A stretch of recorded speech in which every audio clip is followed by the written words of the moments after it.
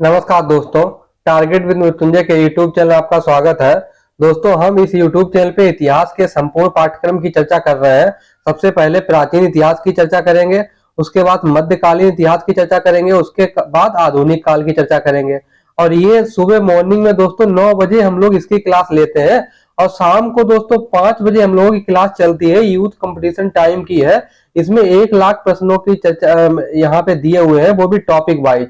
तो जो 1 लाख प्रश्न इस किताब में दिए हैं, इस question bank youth competition time, उन प्रश्नों की हम लोग शाम को 5 बजे डेली चर्चा करते हैं और मॉर्निंग में हम लोग इतिहास के संपूर्ण पाठ्यक्रम की टॉपिक वाइज चर्चा कर रहे हैं। तो आज के इस वीडियो में हम लोग चर्चा करेंगे कि वैदिक सभ्यता से पिछले साल में क्या क्या प्रश्न पूछे गए हैं।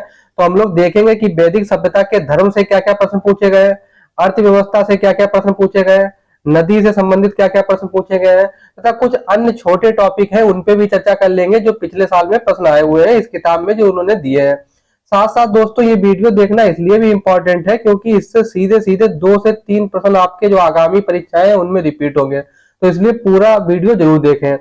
दोस्तों, आगे बढ़ने से पहले आपको बताना चाहेंगे कि डिस्क्रिप्शन में टेलीग्राम चैनल का लिंक दिया हुआ है, तो प्लीज आप लोग टेलीग्राम चैनल से जरूर जुड़े। अगर आपको कंटेंट अच्छा लगे तो लाइक करना वीडियो को ना भूलें और जिन लोगों ने चैनल को नहीं सब्सक्राइब किया है वो सब्सक्राइब कर लें। अब दोस्तों हम लोग चलते हैं कि वैदिक सभ्यता के जो धर्म से पिछले साल में प्रश्न पूछे गए हैं। तो दोस्तों पहला प्रश्न है कि ऋग्वेदिक काल में धार्मिक कर्म कांड करने का क्या उद्देश्य था। तो दोस्तों इसका राइट आंसर है भौतिक सुखों, जिसमें पुत्र और पशु की प्राप्ति करना। अगला प्रश्न है कि ऋग्वेद में कुल कितने देवी देवताओं का वर्ण मिलता है, 33। और दोस्तों हम लोग सुबह मॉर्निंग में जो क्लास कर रहे हैं उसमें हम लोग डिटेल से चर्चा कर रहे हैं धर्म की। दोस्तों उसके बाद अगला प्रश्न है कि ऋग्वेदिक काल के सबसे महत्वपूर्ण देवता कौन थे। नंबर 1 इंद्र, उसके बाद दोस्तों अग्नि, नंबर 3 वरुण। अगर ये प्रश्न पूछा जाए कि ऋग्वेदिक काल का सबसे महत्वपूर्ण देवता कौन है और तीनों आंसर अगर दिए हैं तो सबसे पहले इंद्र सबसे महत्वपूर्ण, उसके बाद अग्नि और वरुण, ये तीनों महत्वपूर्ण देवता थे। अगला दोस्तों प्रश्न है कि ऋग्वेद में सर्वाधिक संख्या में मंत्र किस देवता के लिए प्रयोग किए गए। तो दोस्तों इंद्र के लिए 250 बार, उसके बाद अग्नि का नाम आता है, इन्होंने 200 बार इनके लिए है। अगला प्रश्न है दोस्तों ऋग्वेद संहिता की 1/4 ऋचाएं किस देवता को समर्पित है। दोस्तों इंद्र को। नेक्स्ट प्रश्न है दोस्तों ऋग्वेद में किस देवता को पुरंदर कहा गया है। इंद्र को। तो आप लोग इसका स्क्रीनशॉट लेना चाहें तो ले सकते हैं। अगला प्रश्न है दोस्तों ऋग्वेदिक काल का सर्वशक्तिमान देवता कौन था। दोस्तों इंद्र, जिसके लिए 250 सूक्त प्रयोग किए गए हैं। अगला प्रश्न है ऋग्वेदिक देवताओं में किसे युद्ध का देवता की संज्ञा दी गई है। दोस्तों इंद्र को। अगला प्रश्न है कि ऋग्वेदिक आर्यों का सर्वाधिक लोकप्रिय देवता कौन है। दोस्तों इंद्र। अगला प्रश्न है कि ऋग्वेद के अत्यंत उपयोगी और साथ ही अत्यंत भयावह देवता के रूप में किसे अधिक बार आह्वान किया गया है। दोस्तों इंद्र इसका राइट आंसर है। ये सभी दोस्तों पिछले साल में आए हुए प्रश्न है, ये किसी न किसी एग्जाम में आए हुए हैं। अगला प्रश्न है दोस्तों ऋग्वेदिक देवता इंद्र के विषय में कौन सा कथन सत्य है।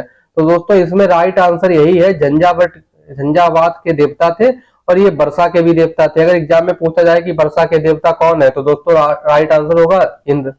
नेक्स्ट प्रश्न है दोस्तों ऋग्वेदिक काल के लोग इंद्र का आह्वान किसके लिए करते थे। दोस्तों भौतिक सुखों और विजय के लिए करते थे। आप लोग इसका राइट आंसर देख लीजिए। अगला दोस्तों प्रश्न है कि ऋग्वेदिक देवता इंद्र के विषय में सत्य कथन है। तो दोस्तों पहला इनके लिए स्टेटमेंट है, उसे भोज और सोम रस का पान प्रीता, सही है। वह पुरों को नष्ट करने वाला था, ये भी सही है। सर्वाधिक सूक्त उसी से संबंधित है, ये भी सही है। अगला प्रश्न है दोस्तों ऋतस्य गोपा किस देवता को कहा गया है। दोस्तों वरुण को। आप लोग याद रखिएगा क्योंकि यहाँ पे लोग इंद्र को लगा देते हैं, तो आप लोग इंद्र को मत लगाइएगा। ऋतस्य गोपा किससे संबंधित है, वरुण से। अगला प्रश्न है कि आत्मा के आवागमन की परिकल्पना सर्वप्रथम किस वेद से की में परिलक्षित होती है। दोस्तों ऋग्वेद में। और ऋग्वेद में किस सूक्त में, नासदी सूक्त में। दोस्तों अब ये नासदी सूत्र में दोस्तों बहुत सी बातें दी हैं, हम लोग जो डिटेल से हम लोग सुबह क्लास कर रहे हैं, आपको डिटेल से यहाँ पे बताऊंगा नासदी सूत्र में क्या क्या दिया हुआ है। अगला दोस्तों प्रश्न है ऋग्वेद के 9वां मंडल किस देवता को समर्पित है। तो दोस्तों सोम इस पेय का नामांकित देवता, तो सोम को समर्पित है। अगला प्रश्न है दोस्तों ऋग्वेदिक काल में जनता मुख्यतः किस पर विश्वास करती थी। दोस्तों बलि और कर्मकांड, ये 2 बार प्रश्न एग्जाम में पूछा जा चुका है। आप लोग इसका स्क्रीनशॉट लेना चाहें तो ले सकते हैं। नेक्स्ट प्रश्न है दोस्तों गायत्री मंत्र की रचना किस ऋषि ने की थी। दोस्तों विश्वामित्र। अगला प्रश्न है कि ऋग्वेद में किस मंडल में गायत्री मंत्र का वर्ण मिलता है। दोस्तों तृतीय। ये आप लोग याद रख लीजिएगा, बहुत इंपॉर्टेंट प्रश्न है ये। अगला प्रश्न है कि ऋग्वेद में अगन्या का प्रयोग किसके लिए किया गया है। दोस्तों गाय। अगन्या का प्रयोग किसके लिए किया गया है? गाय। अगला प्रश्न है कि ऋग्वेद के संदर्भ में सत्य कथन है। तो पहला स्टेटमेंट है कि ऋग्वेद में 33 देवताओं का उल्लेख है। बिल्कुल राइट आंसर। ये 33 कोटि वैसे है, लेकिन अगर 33 देव ये माना है तो यहाँ पे मैं आपको बता रहा हूँ, वैसे 33 देव भी इसे कोटि के देवता भी कह सकते हैं। अगला प्रश्न, अगला स्टेटमेंट है 4 वर्ण पुरुष सूक्त ऋग्वेद के 10 मंडल में उल्लेखित है। ये भी सही है कि 10वें मंडल में क्या है, जो वर्ण व्यवस्था का उत्पत्ति का जो फार्मूला है कहाँ दिया गया था? 10वें मंडल में। नेक्स्ट प्रश्न है कि ऋग्वेदिक काल में अश्वत्थ शब्द का प्रयोग किस वृक्ष के लिए किया गया है? तो दोस्तों अश्वत्थ का अर्थ क्या होता है? पीपल। और ये भगवत गीता में भी इसका प्रयोग किया गया है। किसका? अश्वत्थ का। तो आप लोग ये याद रखिएगा। अगला प्रश्न है कि ऋग्वेद में किस देवता के संदर्भ में कहा गया है कि वह सशस्त्र स्तंभों वाले भवन में निवास करता है? दोस्तों ये मित्र, वरुण। ये राइट आंसर आप याद रखिएगा। अगला प्रश्न है कि ऋग्वेद में किसके लिए वर्णन किया गया है कि उसका रथ बकरे खींचते थे? दोस्तों पूषण। और ये पूषण बाद में उत्तर वैदिक काल में किसके देवता हो गए? शूद्रों के। अगला प्रश्न है दोस्तों, ऋग्वेद के वंश मंडल में प्राय किस देवता का मंत्र से प्रारंभ होते थे? दोस्तों अग्नि। जितने भी मंडल हैं तो ये किससे प्रारंभ होते थे? सबसे पहले अग्नि का सूक्त इसमें दिया होता था। अगला प्रश्न है कि ऋग्वेद में सर्वाधिक लोकप्रिय छंद कौन सा है? दोस्तों गायत्री छंद है, बहुत इंपॉर्टेंट है, आप लोग याद रखिएगा। अगला प्रश्न है कि ऋग्वेदिक काल में धर्म का स्वरूप कैसा था? दोस्तों बहुवेद देववादी। अगला प्रश्न है कि ऋग्वेद कालीन आर्य किस देवता से परिचित नहीं थे? दोस्तों शिव से नहीं परिचित थे। अगला प्रश्न है दोस्तों, ऋग्वेदिक आर्य देवोपासना के साथ किसकी पूजा करते थे? दोस्तों प्रकृति की पूजा करते थे। आप लोग इसका स्क्रीनशॉट लेना चाहें तो ले सकते हैं। आगे बढ़ने से जो अन्य महत्वपूर्ण प्रश्न है उनकी चर्चा करने से पहले मैं आपको बताना चाहूंगा कि टारगेट विद मृत्युंजय के यूट्यूब चैनल पे हम लोगों ने क्या की, जितनी भी क्लासेज की उन्हें आपके लिए मैंने फोल्डर वाइज बना दिया है। जैसे प्राचीन इतिहास की हम लोग कितनी क्लासेज कर चुके हैं? 63। वैदिक सभ्यता की आपको ये वाला फोल्डर देखना ही देखना है। आप लोग एक बार टारगेट विद मृत्युंजय के प्लेलिस्ट में जाइएगा और यहाँ पे देखिएगा कि वैदिक सभ्यता से 10 क्लासेज हो चुकी हैं, तो आप लोग ये भी देखिएगा, तो आपको बहुत फायदा होगा। एक बार प्लेलिस्ट आप लोग जरूर विजिट करें।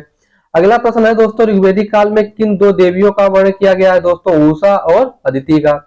अगला प्रश्न है कि ऋग्वेदिक काल में जंगल की देवी का किस नाम से जाना गया है? दोस्तों अरण्यी। दोस्तों फिर वेदों से संबंधित पुरोहित कौन थे? कैसे? होत्र ऋग्वेद, अधर्व यजुर्वेद, उद्गाता सामवेद, ब्रह्मा अथर्ववेद। ये ऋग्वेद का एक्सपर्ट कौन था? होत्र जिसे कहते हैं, यजुर्वेद का अधर्व। तो ये होत्र, अधर्व, उद्गाता और ब्रह्मा के क्या क्या कार्य थे, मैंने अभी आपको जो पिछली सुबह मॉर्निंग में क्लास ली थी, मैंने आपको डिटेल से इन चारों के बारे में बताया था। जिन लोगों को नहीं पता है वो आप मॉर्निंग वाली क्लास मतलब जरूर देखें। अब दोस्तों हम लोग चर्चा करेंगे कि वैदिक सभ्यता की अर्थव्यवस्था से क्या क्या प्रश्न पूछे गए थे ऋग्वेदिक काल की।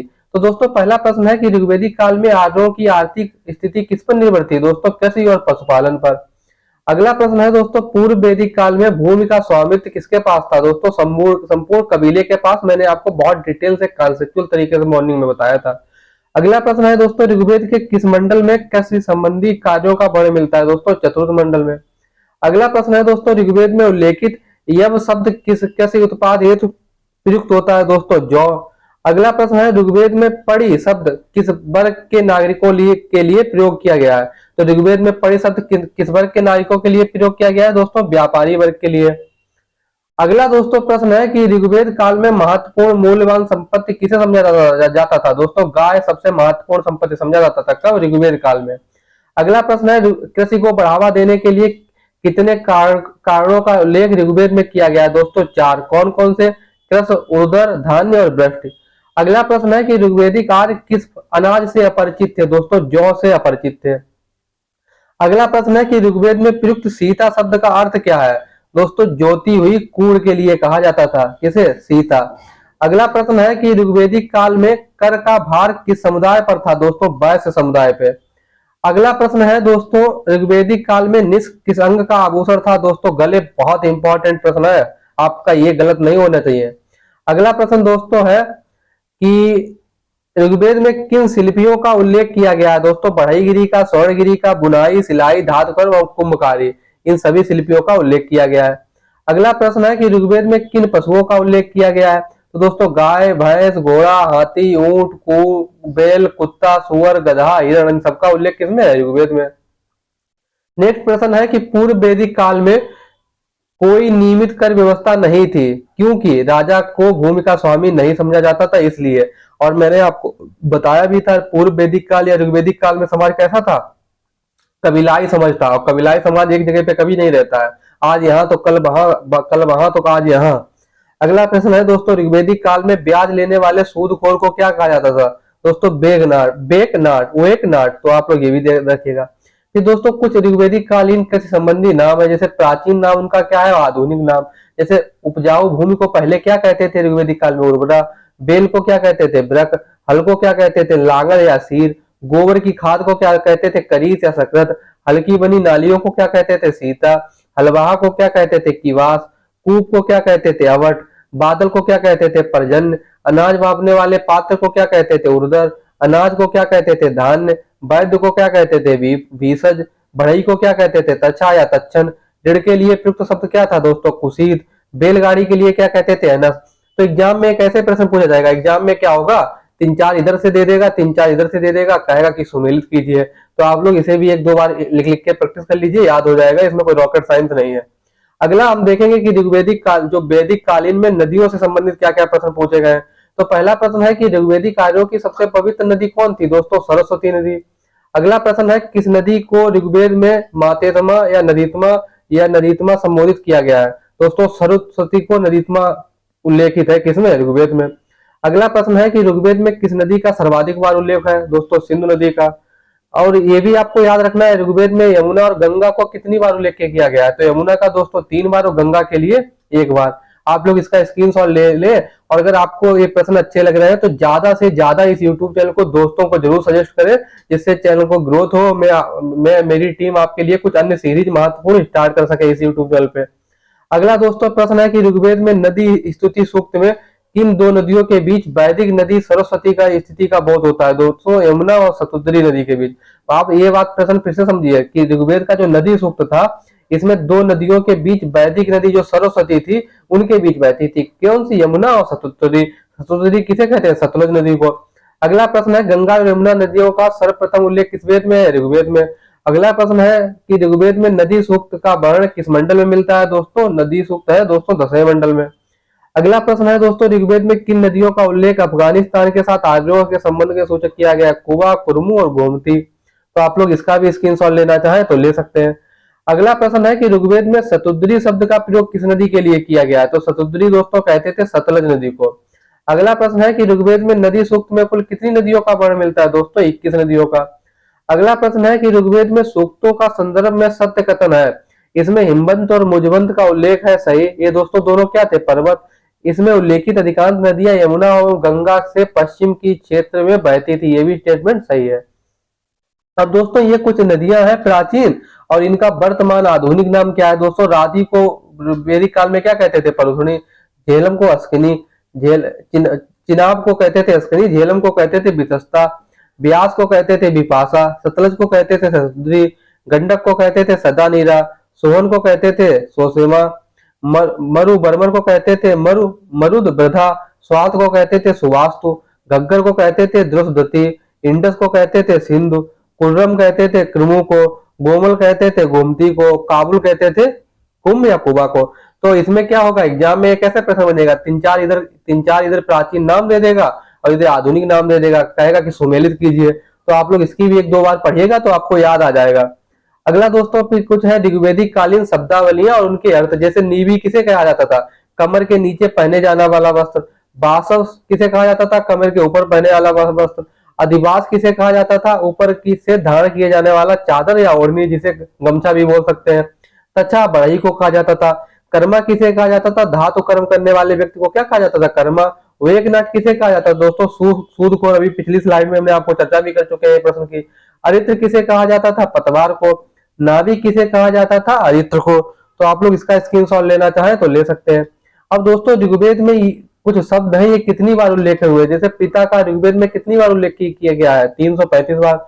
जन का 275 बार। इंद्र का 250 बार। माता का 234 बार। अग्नि का 200 बार। अग्नि का इंपॉर्टेंट है, आप याद रखिएगा, ये चाहे आप ना भी याद रखें कोई बात नहीं। घोड़ा का 215 बार। गाय का 176 बार। विष 170। सोम का 144। विदत 122।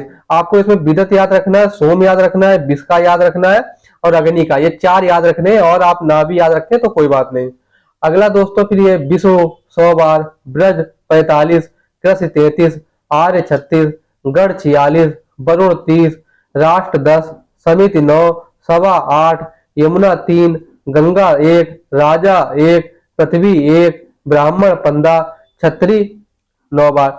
तो इसमें दोस्तों आपको क्या याद रखना है, इसमें आपको याद रखना है यमुना, सभा, समिति, गंगा, राष्ट्र, और आपको बस इतना ही याद रखना है और विशेष इंपॉर्टेंट आपके लिए नहीं है। ये आपको इतने याद रखने हैं क्योंकि एग्जाम में पूछे जाने की पॉसिबिलिटी है। अब दोस्तों कुछ अन्य विविध प्रश्न देख लेते हैं जो एग्जाम में ऋग्वेदिक कालीन से पूछे गए।